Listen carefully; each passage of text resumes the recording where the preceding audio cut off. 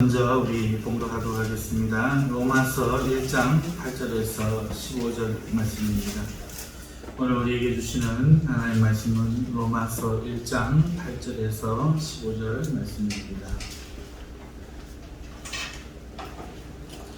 찾으셨으면 우리 함께 합독하시도록 하겠습니다.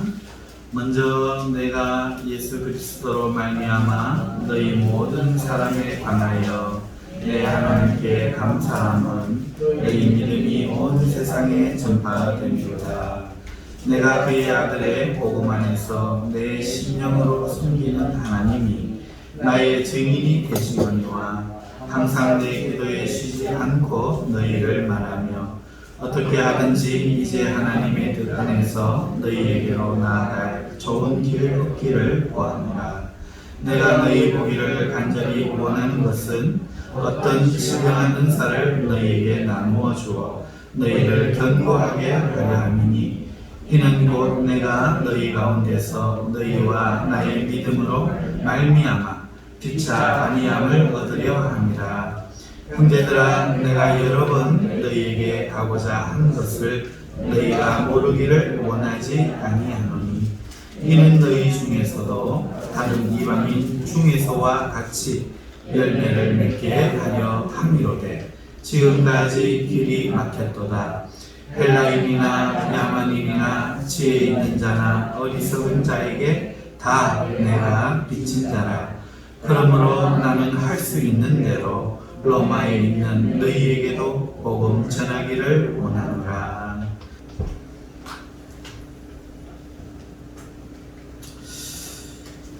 할렐루야. 오늘 로마서 1장 8절에서 15절 말씀으로 너희에게도 복음 전하기를 원하노라 하는 말씀으로 제목으로 하나님 말씀 증거하도록 하겠습니다.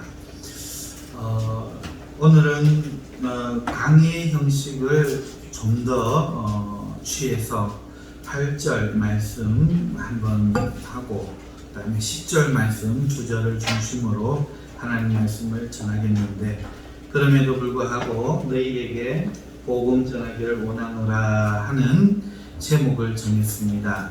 이를 통해서 우리 성도님들 오늘 말씀의 중심이 이 복음을 전하는 원하는 그 사도 바울의 마음에 집중해서 하나님 말씀을 묵상하시면 참 좋겠습니다. 먼저 우리 8절 말씀을 한번 보시면, 먼저 내가 예수 그리스도로 말미암아 너희 모든 사람에 관하여 내 하나님께 감사함은 너희 믿음이 온 세상에 전파되리로다. 이렇게 기록되고 있습니다.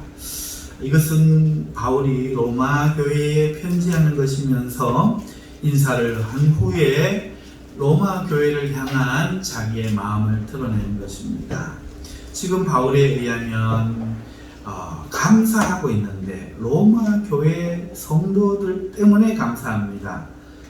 무엇 때문에 감사하는가 하면 그 성도들의 믿음이 온 세상에 전파되고 있다. 이걸 조금 우리식으로 이야기하면 옆 동네에 어떤 교회가 있는데, 우리 바로 옆 동네라 그러면 좀 이상하죠. 일본이나 중국이나 이렇게 생각해 보십시다. 교회가 있는데 그 교회가 소문이 들린 겁니다. 얼마나 그 교회의 성도들의 믿음이 뜨거운지 소문이 들린 겁니다. 와, 그 교회 참 대단하더라. 그 성도들 한 사람 한 사람 믿음이 웬만한 목사님 100명, 1000명 와도 한 성도 믿음 못 당하겠더라. 대단하더라. 이렇게 소문이 났다는 거예요. 그래서 먼 나라에 있는 바울이 이 소식을 듣고 지금 그것으로 인해서 기쁨이 충만하다고 지금 전하고 있는데요. 여러분, 로마 교회는 바울이 세운 교회가 아니에요. 자기 교회가 아닙니다. 그리고 일면식이 있지도 않아요. 바울과 연이 닿아 있지도 않습니다. 바울이 몰라요. 그런 성도들의 소식을 듣고 지금 편지를 쓰고 있는 거죠. 그런데 이렇게 자기와 상관이 없는 것 같은 교회를 향해서 바울이 기쁨과 감사를 하나님께 하며 편지를 쓰고 있는 겁니다. 오늘 현대를 살아가는 우리로 봐서는 너무나 이상한 거죠. 엘리베이터 타서 옆집에 사는 사람도 인사 안 하는 세상이에요. 저 옆에 있는 교회에 소식도 관심을 갖지 않는 오늘 같은 세상에, 저 다른 나라, 이상한 곳에 우리를 박해한 나라의 교회 성도들, 마치 연하로 치면 니누의 사람 같지 않겠어요? 우리로 치면 일본 같겠죠. 우리를 36년 종살이 지키고 죽이고 빼앗고 했던 그 사람들이 예수까지 믿고 구원을 받는데 엄청 잘 믿는다는 거예요. 그러면 얼마나 속이 상하겠어요. 요나만 봐도 이해가 가지요. 기분이 안 좋을 수도 있는데, 지금 로마라는 나라는 바울에게 있어서 그런 나라입니다. 원수의 나라이기도 하지요. 그런데도 불구하고 지금 기쁨이 충만한 바울의 모습을, 감사하고 있는 바울의 모습을 우리는 봅니다. 여러분, 신앙의 참 정체성을 우리는 여기에서 볼 수가 있어요. 여러분, 신앙이 있다 없다 우리가 판단할 수 있는 몇 가지들이 있지만, 그 신앙이 있다라고 생각할 수 있는 시금석이 있다면 이것도 그 대단히 중요한 시금석 중에 하나라고 분명히 믿습니다. 이것이 신앙인의 모습이에요. 예수 그리스도 안에 남이 없는 겁니다. 주의 피로 거듭난 형제이기 때문에 원수도 사라지고 남이 되지 않은 거예요. 이제 형제가 되어 있기 때문에 나쁜 일에 대해서는 같은 슬픔을 느끼고 좋은 일에 대해서는 함께 기뻐하는 것, 이게 신앙의 정체성입니다. 왜 그렇습니까? 예수의 피로 우리가 같이 태어났기 때문에 그렇습니다. 만일에 어떤 사람이 예수 그리스도를 믿는다고 하고 자기가 성도라고 하면서 다른 성도에게 관심을 갖지 않는다, 그러면 그는 성도로 거듭난 적이 없거나 아니면 죄의 중병이 들어서 지금 하나님과 전혀 교제가 되지 않는 이름만 성도인 사람일 겁니다.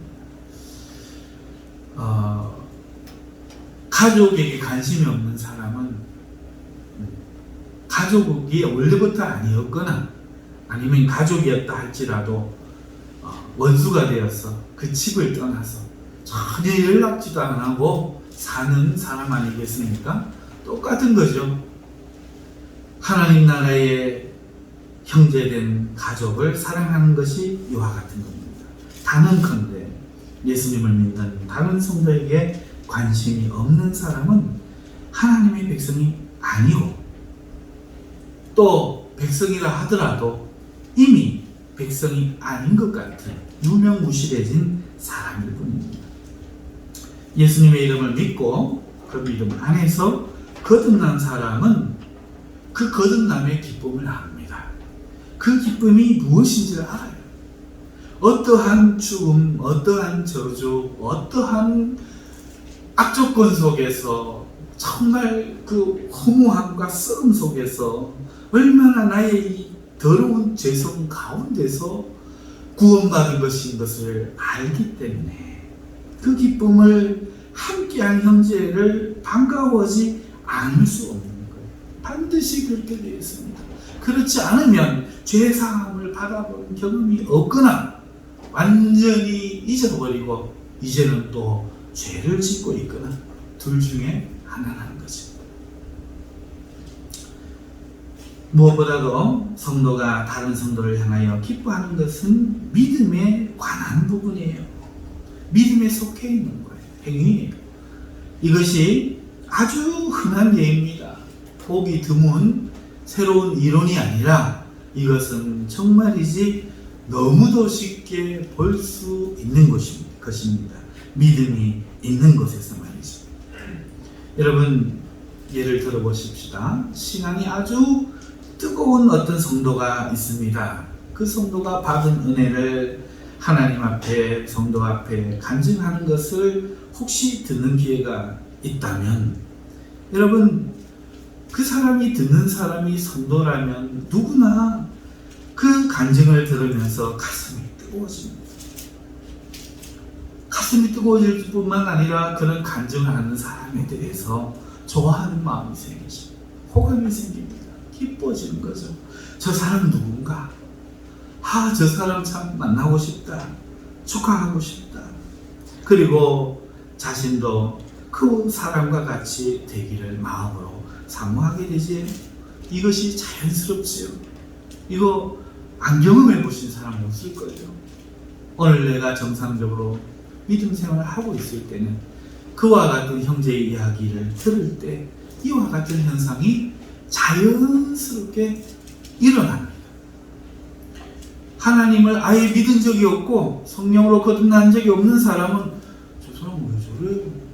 희한하네. 저런 일도 있나? 이렇게 하든지, 아니면 지금 자신이 죄 가운데 빠져서 하나님의 은혜를 상실하고 성령을 소멸하고 있는 사람, 그런 사람은 그 사람의 이야기가 간증이 귀에 안 들어옵니다.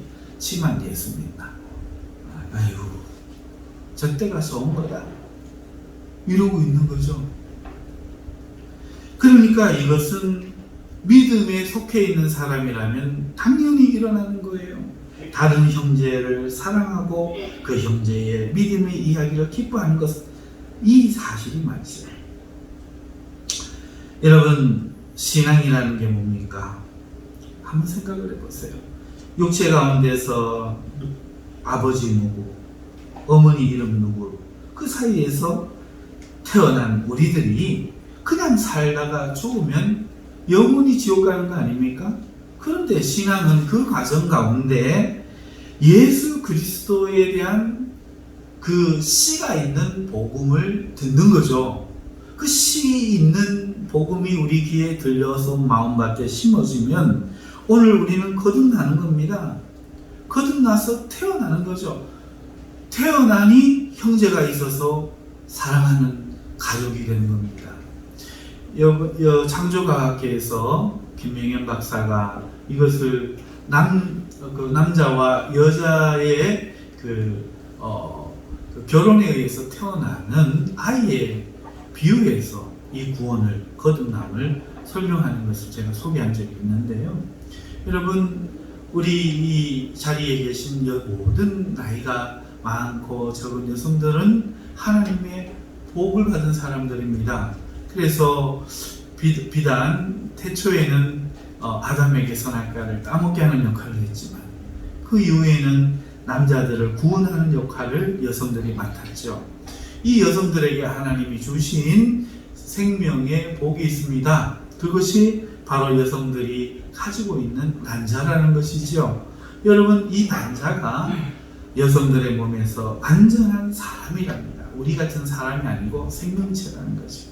난자로 태어난다. 그리고 난자로 죽습니다. 그런데 생명력 없는 씨를 가지고 있다고 해요. 누가요? 남자가요. 그런데 이 남자가 가지고 있는 이 씨는 운동력만 있지 아무런 생명력이 없지만 이것이 난자에게 착상이 되면 난자는 그때부터 이 정보를 받아들입니다. 나는 눈이 2개, 나는 손가락이 10개, 발가락이 10개, 심장과 폐를 가진 사람이야 라고 이 씨가 정보를 주면 세포가 하나밖에 없던 이 난자가 자신에게는 없는데 자신이 그러해야 한다고 하니까 방법이 없어서 자기 분열을 일으킨다. 그래서 한 개의 세포가 2개가 되고 얼마나 힘들겠습니까? 2개의 세포가 4개로 찢어지고 그렇게 해서 8개, 16개, 수만 개, 수억 개의 세포로 분열되어 가는 가운데 어떤 세포는 머리카락이 되고 어떤 세포는 눈이 되는 겁니다. 그렇게 어머니 뱃속에 놀라운 하나님의 신비로 10달이 지나면 이 세상에 응애하고 태어나서 먼저 태어난 형님도 보고 누나도 보고 엄마 아빠의 얼굴을 보게 되는 것이 사람인 것처럼 오늘 이 세상에 완전한 사람으로 태어나지만 이 사람은 그저 죽을 수밖에 없는 운명에 처해 있는데 하나님의 생명의 씨인 하나님의 그 말씀의 신 예수 그리스도가 오늘 우리에게 들어와서 마음에 받은 사람은 자기는 죄인인데 하나님의 아들이라 하고 구원을 받았다 하고 육체의 일을 하지 않고 성령의 일을 하는 사람이라 하고 예수님을 닮아야 한다고 하니까 괴로워하는 게 그때부터 그 자기 분열이 일어난 거예요. 내면에서부터 욕망대로 살고 제대로 살고 본성대로 살고 옛사람으로 살려고 하던 자기의 성령을 그때부터 스톱시키는 거예요. 그래가지고 하나님의 종이 책망을 하면 죄를 회개합니다. 그전에는 나한테 왜 그러세요? 나한테 왜 그러세요? 이러던 사람이 성령을 받으면 그때부터 분별하겠죠. 죄를 짓지 마시오 하면 눈물을 흘리며 회개합니다.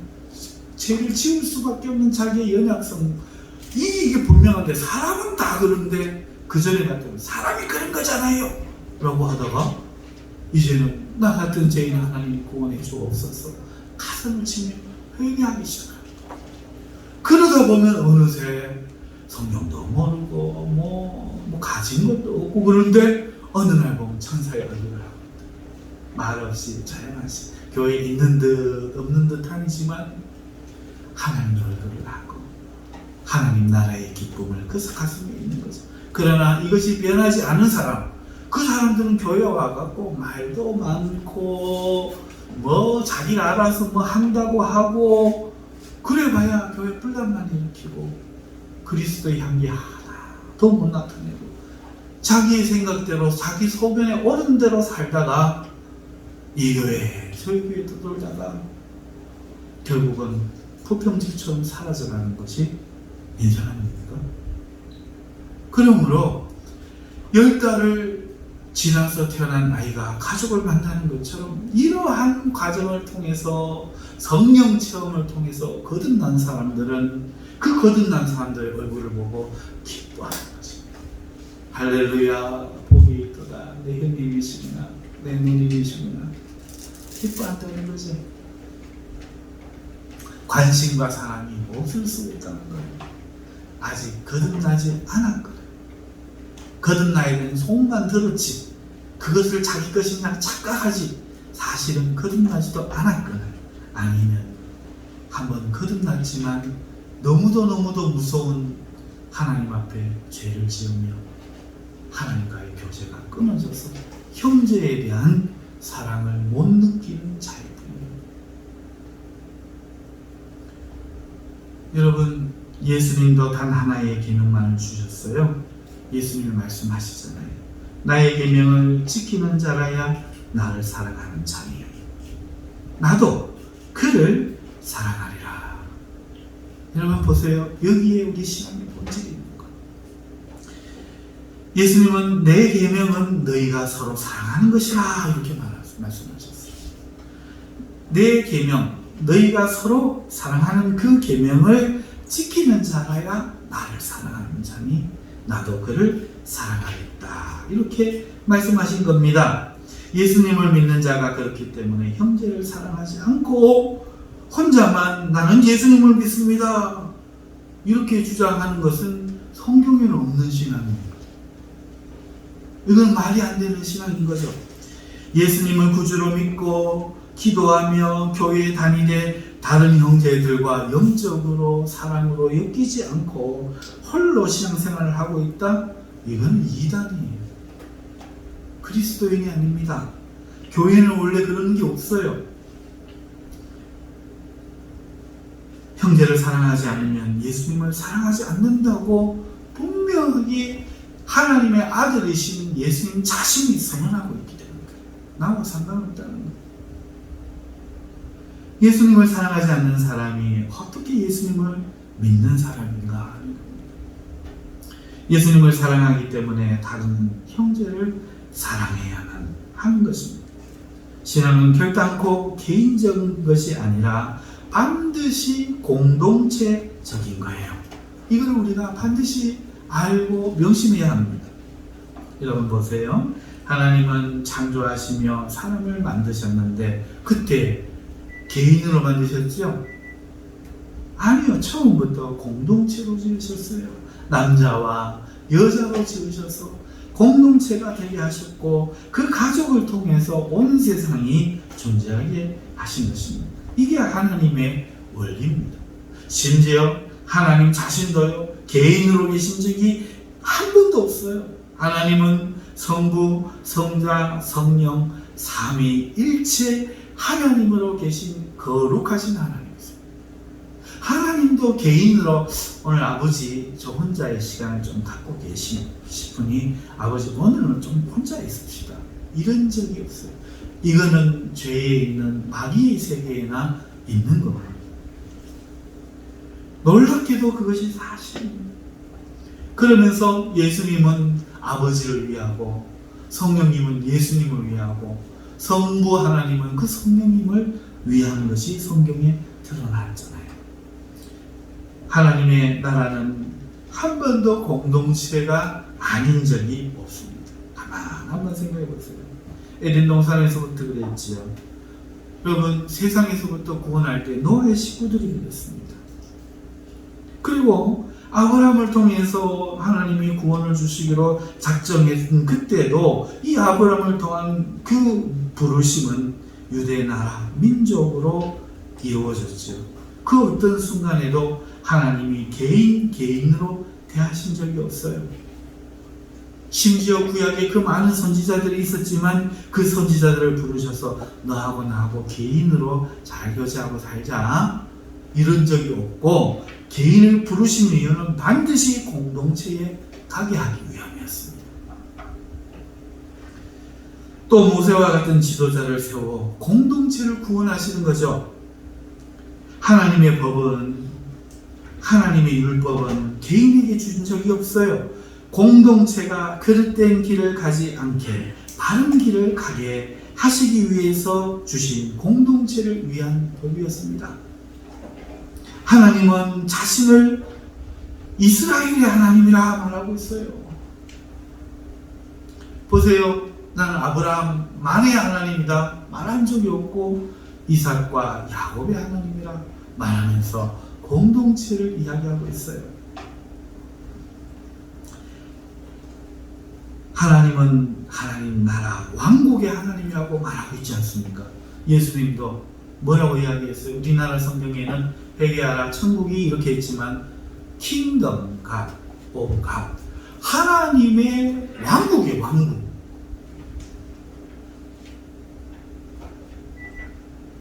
한 번도 개인을 말한 적이 없어요. 그런데 오늘 현대교회에 개인적인 신앙이 존재하는 것 같습니다. 이게 어디서 나왔습니까? 이게 통탄한 일이에요. 이것은 성경에 말씀하신 약속하신 신앙이 아니라 세상의 마귀가 심어놓은 잘못된 신앙을 하고 있다. 예수님께서도 구약의 12지파같이 제자를 부를 때 12제자를 불러 공동체를 삼으셨습니다.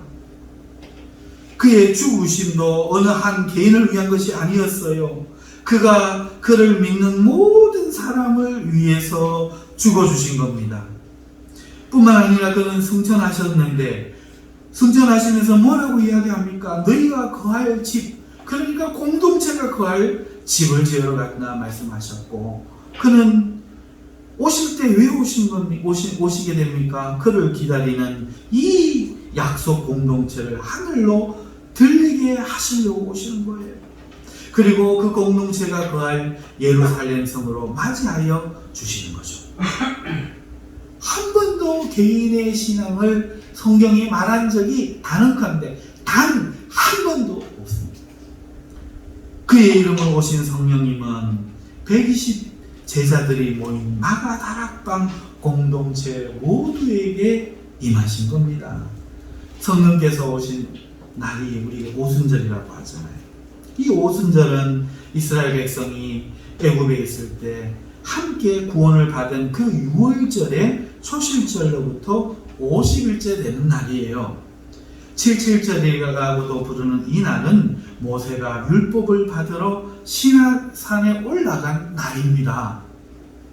다시 말하면 모세가 돌판에 하나님이 새겨서 구약 공동체의 율법을 주셨던 바로 그날에 신약 백성들의 마음판에 새기기 위하여 성령이 오셔서 심령에 새긴 율법을 주시는 날로 삼은 거예요.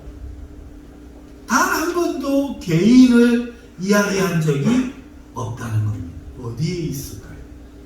성경에는 없습니다. 홀로 개인적인 교회에 출입을 하는 자가 있다면 그는 하나님의 백성이 아닙니다. 여기에서 바울이 로마 교회를 향한 감사와 기쁨의 이유가 우리는 발견되는 거예요. 이런 논리에서 그 원수 나라의 사람이지만 미워하지 않고, 왜? 세상에 속해서 원수인데 거듭나서 주의 피로 태어나서 이제는 세상의 것을 다 벗어버렸기 때문에 형제가 보이는 거예요. 원수가 아니라. 그렇기 때문에 본 적도 없고 상관도 없는데 아이고 오지랖도 넓지 이런 게 아니라 너무너무 좋은 거예요. 내 형제, 저 형제를 보고 싶다, 만나고 싶다, 빨리 가서 한번 보고 싶다. 이 기쁨으로 충만한 사도 바울의 이 모습이 바로 신앙의 정체성이라는 거죠. 바울은 9절에 내가 그의 아들의 복음 안에서 내 심령으로 섬기는 하나님이 나의 증인이 되시거니와 항상 내 기도에 쉬지 않고 너희를 말한다. 이 얼마나 놀라운 말입니까? 한순간도 그 로마 교회를 남으로 여기지 않았을 뿐만 아니라 항상 기도한대요. 어떻게 이럴 수가 있습니까? 본 적도 없고 자기를 부르지도 않고. 이것이 형제의 모습이라는 거죠. 우리가 6.25 때 헤어진 우리 그 가족들이 있지 않습니까? 여러분 방송사에서 옛날에 그런 거 있잖아요. 저 풍역에 있는 헤어진 가족, 이상 가족 찾기 할 때 여러분 얼마나 우리 대한민국 국민들이 울었어요. 가족들만 울었습니까? 보는 사람이 다 울었어요. 이게 혈연이고 이게 가족이라는 거예요. 로마에 있다고 안 보고 싶어지지 않아요. 우리만 봐도 알잖아요. 우리가 왜 엘리베이터에 탔는데 옆집 사람을 인사를 하지 않습니까? 가족이 아니라고 굳게 믿기 때문에. 너하고는 상관이 없거든. 그 마음으로 교회 오니까 교회 들어오는 저 성도들 얼굴을 보고 기뻐할 수가 없는 거예요. 그런데 그게 놀랍게도 교회 안에는 있을 수가 없는 일이라는 거예요. 만약에 그런 자녀들 10자녀가 있는데 와, 그 명절 나왔는데 인사도 한마디 안 하고 있다가 아버지만 하고 아이고 아버지 내 돈 가지고 왔어요. 양복 사왔어요. 아버지 뭐 좋은 약 사왔어요. 아버지가 좋아하실까요? 그런데 어떻게 교회는 그렇게 와서 예배를 드리라는 거예요. 와갖고도 반가운 얼굴로 아유 잘 지냈습니까? 예배 잘 오셨습니다. 어떻게 지난 한 주간 별일 없었습니까? 이렇게 하지 않고 나는 예배만 드리고 갈 거야? 말 시키지 마세요. 누가 당신을 그리스도인이라고 합니까?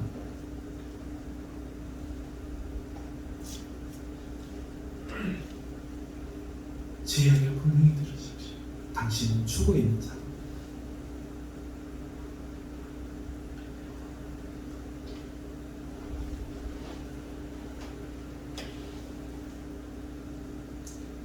거듭난 사람의 모습, 성령의 사람의 모습은 반드시 형제를 사랑합니다.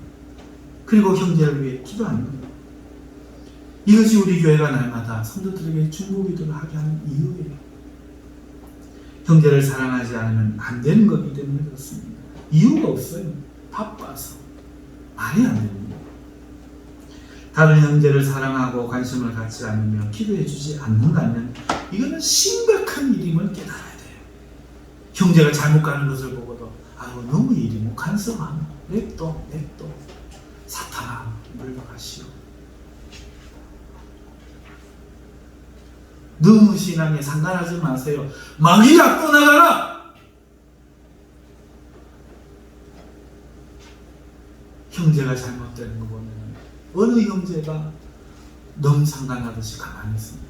눈에 불을 켜고 동생아 니 왜 그럼 이 새끼 한 대 맞을래? 이러고 때려서라도 못 가게 하는 게 형제 가족 아닙니까? 어느 부모가 가만두니까 어느 목사가 어느 장로가 형제가 잘못된 길을 가고 있는 것을 야단을 안 치고 눈물을 흘려 기도 안 하고 그러면 어떻게 장로고 어떻게 목사입니까? 가족이 아닌 거지요.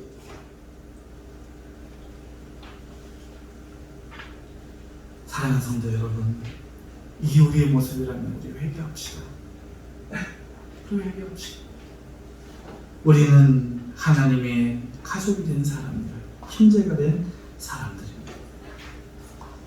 그래서 형제를 사랑하지 않고 형제를 위해 기도하지 않는 것은 다른 말로 주님 사랑하기를 포기하는 것이 되는 거예요. 주님 사랑하기를 포기할 수가 없잖아요. 여러분, 형제를 사랑하십시다. 이것이 8절의 말씀이에요. 두 번째로 우리 10절 말씀을 한번 보시죠. 10절을 보면은 어떻게 하든지 이제 하나님의 뜻 안에서 너희에게 나아갈 좋은 길 얻기를 구하노라. 왜 가기를 원하는지 우리가 이제 마음은 알겠는데 바울이 이제 그 로마 교회로 나아갈 좋은 길 얻기를 원한다는 거죠. 이 로마 교회의 출발부터가 바울과는 상관이 없다 말씀을 드렸습니다. 우리가 추측하기로는 6월절을 지키러 유대에 왔다가 성령 강림절인 오순절에 예수님을 믿게 된 어떤 사람들이 가서 복음을 전했을 것이다. 이렇게 우리는 추측을 하고 있는데요. 그런 로마 교회를 향하여 바울은 자기가 지금 가기를 원한다, 소원한다 말하고 있습니다. 그 이유가 무엇입니까? 15절이죠. 그러므로 나는 할 수 있는 대로 로마에 있는 너희에게도 복음 전하기를 원하노라. 복음 전하고 싶다는 거예요. 로마 교회에 가서 말이죠. 왜 복음을 전하려고 합니까? 목적이 있습니다. 바로 14절이죠. 헬라인이나 야만인이나 지혜 있는 자나 어리석은 자에게 다 내가 빚진 자라. 바울이요, 로마 교회를 향해서 그냥 상관없는 자를 얘기하는 게 아니라 빚이 있다, 갚아야 될 게 있다, 이렇게 생각을 한다는 거예요. 왜냐하면 자기가 복음을 가지고 있기 때문이죠.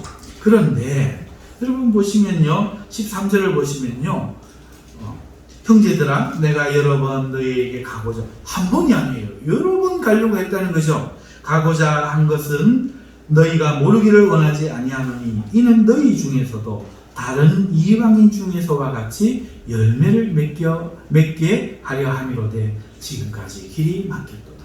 여러분, 여러 번 가려고 했는데 그 이유가 뭔가? 복음을 들려주려고 한다는 거예요. 복음을 왜 들려주려고 하는가? 빚이 있는데 이게 자기의 빚인데 다른 이방인, 로마 교회를 뺀 다른 교회들에서는 자기가 복음을 들려줄 때에 들려준 복음으로 인해서 열매가 맺혔다는 거예요.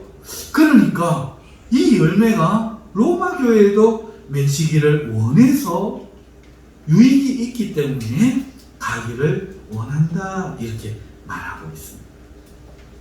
자, 그런데 여러분, 이 로마 교회는 교회라고 말하고 있잖아요.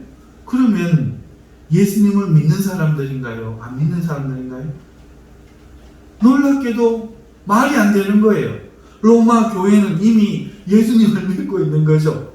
마치 이런 거죠. 경산 중앙교회에 다니는 저 교회에 가고 제가 오늘 여러분들에게 복음 전하기를 원합니다, 예수님 믿으시라고 말씀드리고 싶습니다 하면, 목사님 저희 교회 다니고 있는데요, 이거와 다르지 않다는 거예요. 여러분, 이에 대해서 이 생각에 대해서 바울이 로마서에 자기 생각을 말하고 있는데 같이 한번 찾아보실까요? 15장 20절. 로마서 15장 20절. 맨 뒤편으로 가보십시오. 15장 20절. 같이 한번 가볼까요? 이게 생각 없이 하는 말이 아니었다는 거죠. 자, 20절 우리 한 목소리 한번 읽어볼까요? 시작. 또 내가 그리스도의 이름을 부르는 곳에는 복음을 전하지 않기를 힘썼노니 이는 남의 터 위에 건축하지 아니하려 함이라. 여러분, 이렇게 말을 한다면은, 그러면 앞에 지금 로마 교회 가기를 원한다는 것은 자신의 신념과 상충된다는 거예요. 말이 안 되는 이야기를 지금 하고 있는 거죠, 바울이. 이미 복음이 전해져 있는 곳을 가서 복음을 전하겠다고 말한다는 게 말이 됩니까? 자신이 그러지 않기를 원한다, 이렇게 이야기하고 있으니 말입니다. 그 자세한 사연이 20절 이후에 기록이 되어 있습니다.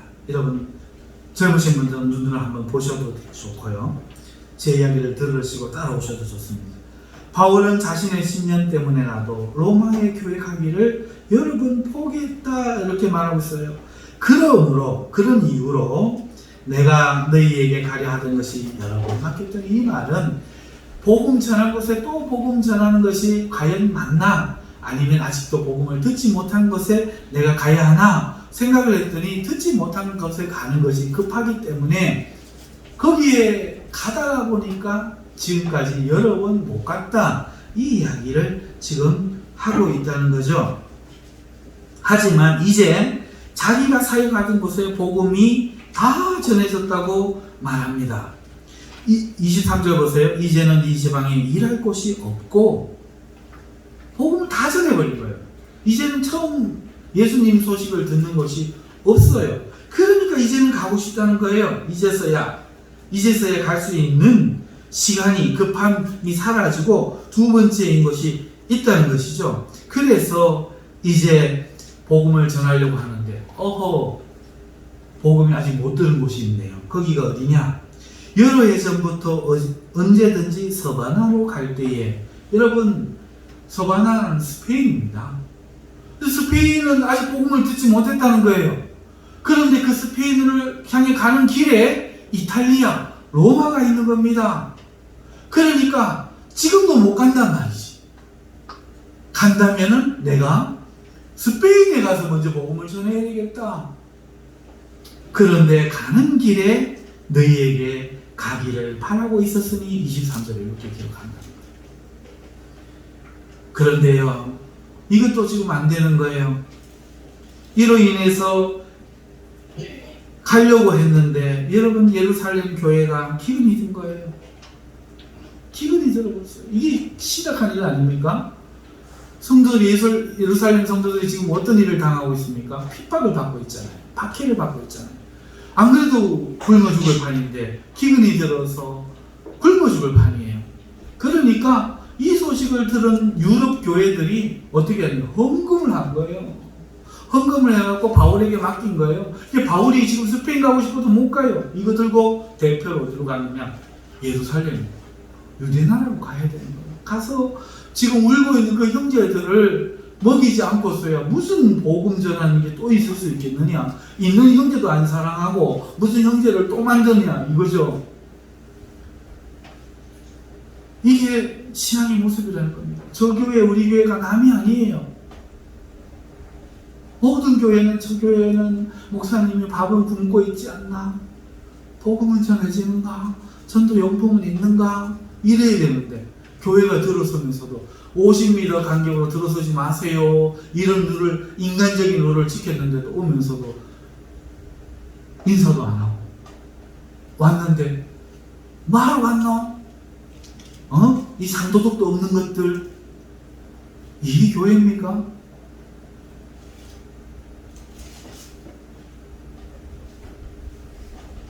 교회는 이런 데가 아니에요. 아이고, 형제님 오셨습니까? 복음 같이 전합시다. 할 수만 있으면 우리 장로님, 저 교회 가서 장로 좀 해주시죠. 우리는 장로님 10분이나 되는데 저기는 한 사람이 없답니다.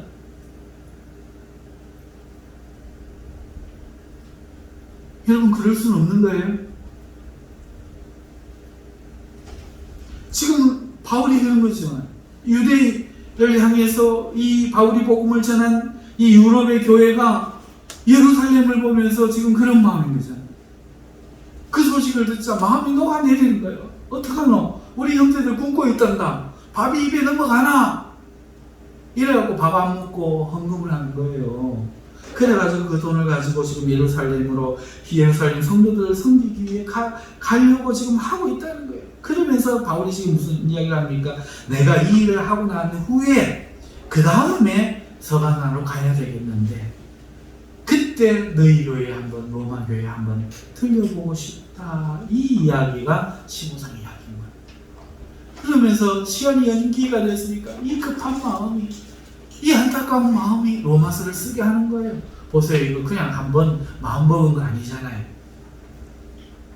로마서는 이렇게 간단한 안부선신이 아니라 이 로마 교회를 향한 바울의 마음이 절절히 처음부터 끝까지 드러나 있는 사랑의 편지일 뿐만 아니라 또한 동시에 복음을 자세하게 기록하고 있다는 것을 아는 거예요. 왜? 언제 갈지 모르니까 또. 내 마음은 그런데 내 계획은 그런데 지금까지 안 된 것처럼 한 번도 못 가고 내 죽어버릴 수도 있잖아요. 예루살렘 갔다가 칼에 못 베어가지고 죽어버릴 수도 있거든요. 그러면 저 형제도 한 번도 못 보는 거야. 천국 가면 보겠지. 하지만 그래도 너무너무 이 반가운 얼굴들 당신들 누군데 그렇게 복음을 어떻게 어디서 듣고 예수 믿고 지금 박해 가운데도 예수님 믿고 있어. 내가 가서 당신 손이라도 한번 잡아보고 당신 한번 알아보고 할 수만 있다면 내가 당신들 위해 기도해주고 축복해주고 한 번이라도 그렇게 보고 싶소. 이 마음이었던 거죠. 그게 로마서예요. 근데 오늘날 우리가 읽는 로마서는 뭡니까? 딱딱하게 하고 앉잖아.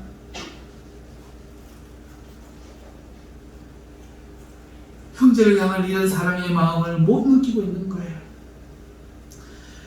그렇기 때문에 바울은 이 로마서에 지금 복음에 대해서 자세하게 쓰고 있는데 언제 갈 수 있을지 못 갈지도 몰라서 못 간다면 글로라도 전하기 위해서 복음을 전하고 있기 때문에 오늘 우리가 믿음의 교리서다 말할 수 있는 것입니다. 주의 이름이 불려지는 곳에 복음을 전하지 않겠다고 하면서 왜 바울이 이 복음서를 기록하고 있는가? 이제 이유를 아셨죠? 이거 이유 모르면요 바울은 이 말했다 저 말했다 하는 사람이고요 이상하게 돼요. 그런데 오늘 이 바울의 심령을 동일하신 역사하신 2000년을 격하여 그 바울에게 역사하셨던 성령으로 오늘 우리가 깨달으면 이것이 깨달아진다는 거죠.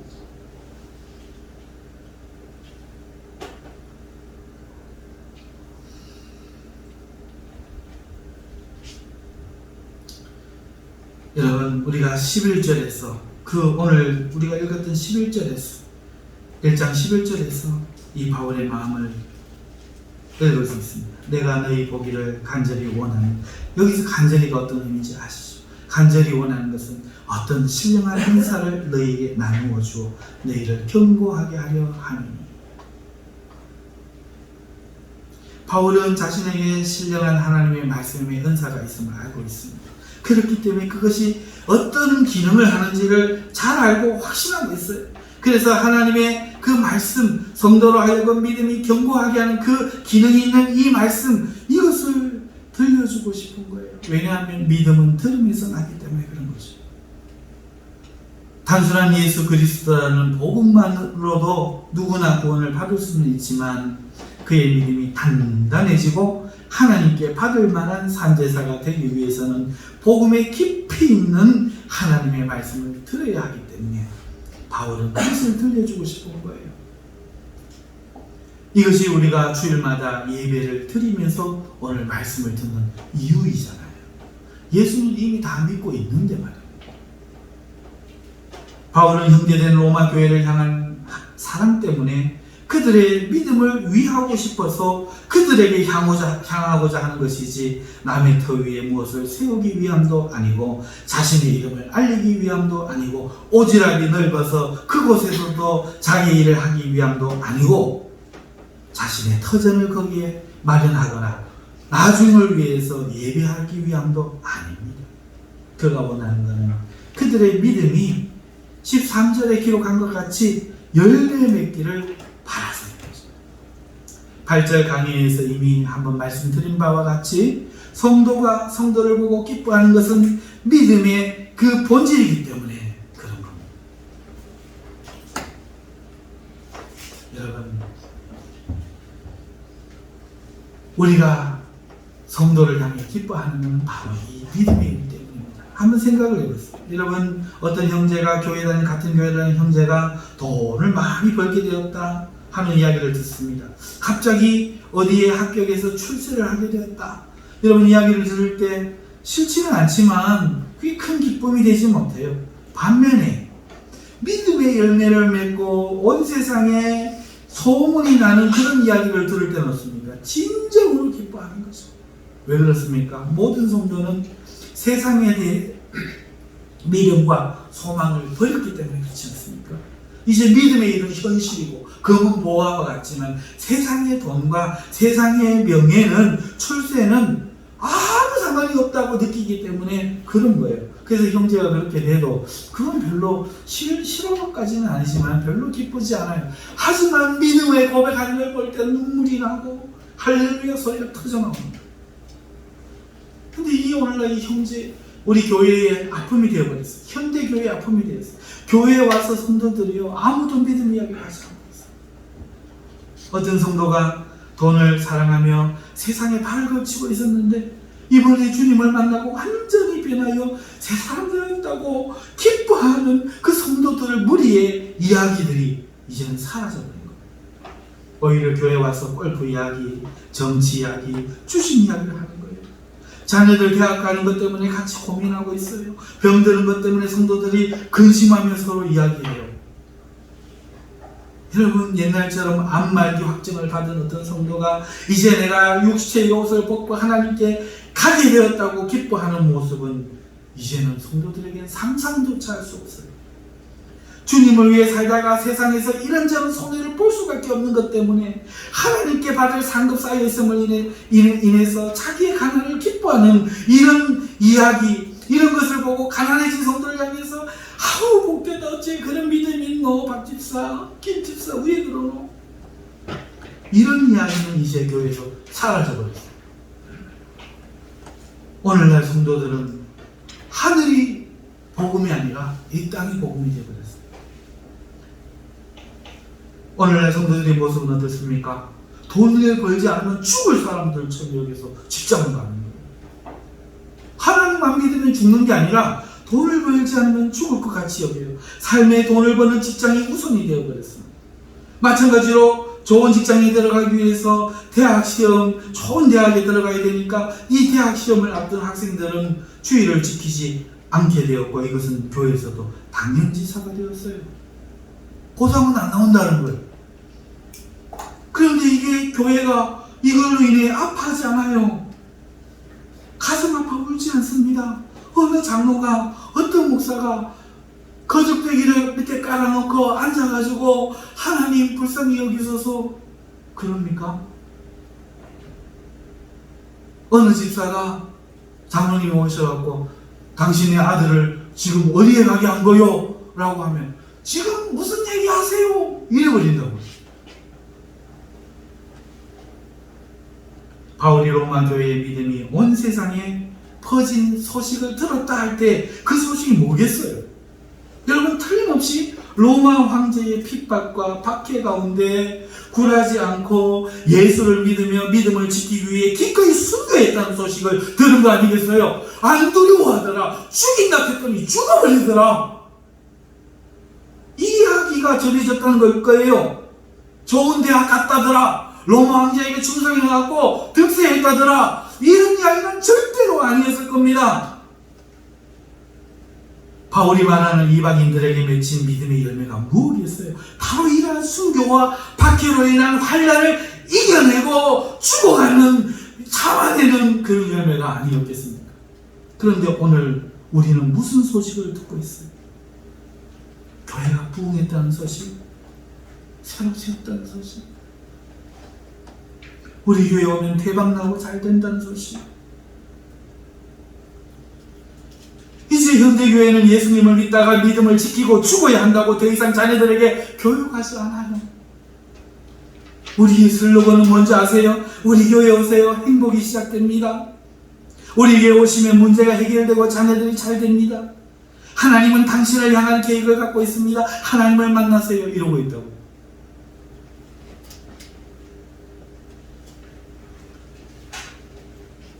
기독교인은 세상에서 결코 환영받지 못한다는 사실을 우리는 잊어버린 걸까요? 우리는 세상에서 출애굽하는 사람들인 것을 잊어버린 걸까요?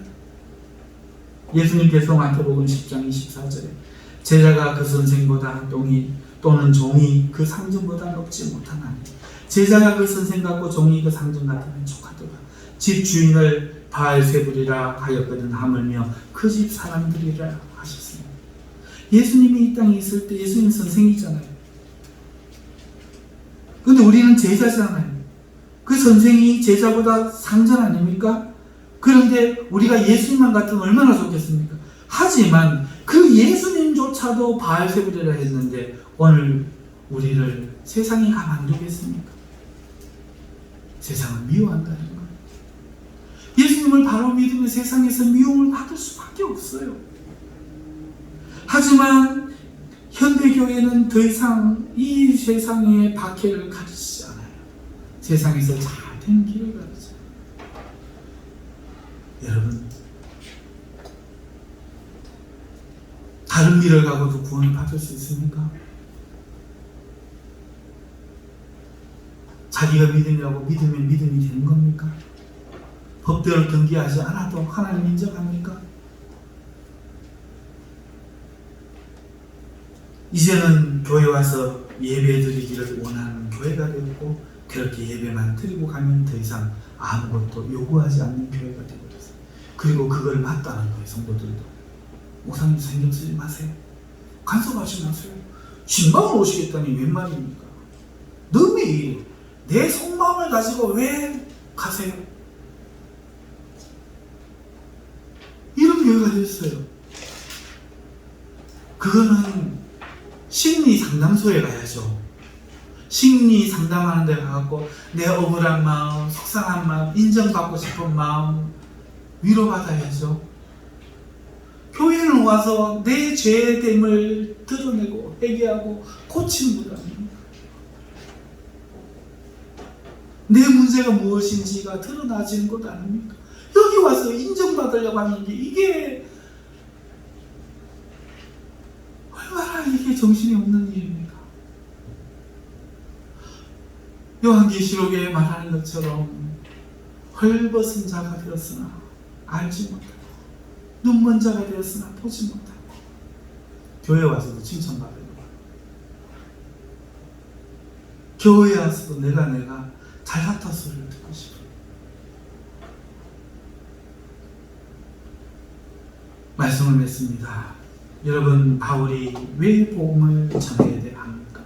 왜 믿고 있는 자들에게 복음을 전하기 위함입니까? 그것이 그냥 신앙이기 때문에. 우리는 구원의 복음만 생각하지만 그래서 십자가의 소식을 들려주는 것과 그것을 받아들이는 일만 복음으로 여기지만 다른 복음을 알지 못하면 복음은 반드시 세상에서부터 배척받고 맙니다. 복음은 반드시 세상에서부터 죽음과 거듭남으로 시작된다는 것을 우리는 반드시 알아야 됩니다. 이것을 모르면 넘어지는 거예요. 세상에서부터 예수를 주라 고백하는 것은 세상과 전쟁을 선포하는 것과 다르지 않아요. 예수님을 향한 믿음을 갖는 것은 죽자고 하는 짓이에요. 살자고 하는 짓이 아닙니다. 세상에서는. 그럼에도 예수님을 믿겠냐는 거예요. 그러니까 교회가 망할 수밖에 없는 거예요. 세상에서 잘 되면 좋겠다는데 세상에서 망하는 길을 누가 가려고 하겠어요. 하지만 예수님이 말합니다. 넓은 길로 가지 말고 좁은 길로 가라. 그래야 구원입니다. 오늘 우리가 구원받기 위해 여기 왔지 무엇을 위해 왔습니까? 예수님은 아무든지 나를 따르려거든 자기를 부인하고 자기 십자가를 지고 따르라고 하십니다. 십자가는 죽음 아닙니까? 자기 십자가를 진다는 것은 자기가 죽으라는 거예요. 어디 있어요? 세상에서요. 자살하는 얘기가 아니라 세상에 대하여 죽으라는 거예요. 세상에서의 죽음을 말하는 겁니다. 세상에 대하여 죽은 자만 주님을 따를 수 있는 거예요. 살아있으면 주님을 못 따르는 거예요. 세상의 부귀영화와 안락에 대해 미련과 소망의 탯줄을 성령으로 끄는 자만이 주님을 따를 수 있는 줄 믿습니다. 이렇게 거듭나야 다른 형제가 관심이 가고 그 형제의 믿음에 대해 기뻐할 수 있는 거예요. 이걸 안 하고 잊어버렸기 때문에 우리에게 사랑이 없고 영처럼 대하는, 그저 라이온스 클럽 가서 대하듯이 서로 나쁜 말 안 하고 서로 좋은 말 안 하고 적당한 거리를 두고. 바울은 이미 예수님을 믿고 있는 사람들에게 복음 전하기를 원하고 있습니다. 이것은 사랑 때문입니다. 왜 너무 교회 가서 복음을 전합니까? 16장 가면 어떻게 됩니까? 베베를 보내노니 받아들여라, 이 자매를 섬겨라, 공개해라, 막 지도하고 있습니다. 보도 안 해놓고 1년씩도 없으면서 이제 처음 편지 쓰면서. 그런데 이 편지를 받는 로마 교회 교인들이 웃기고 있네. 지금 우리 언제 갔다고 했겠습니까? 아니에요. 절대로 아닙니다. 이게 믿음인 겁니다.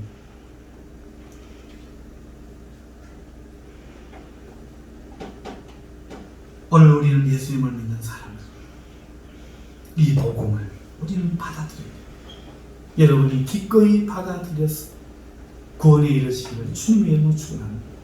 기도하겠습니다. 우리 통성으로 다 한번 기도하시죠.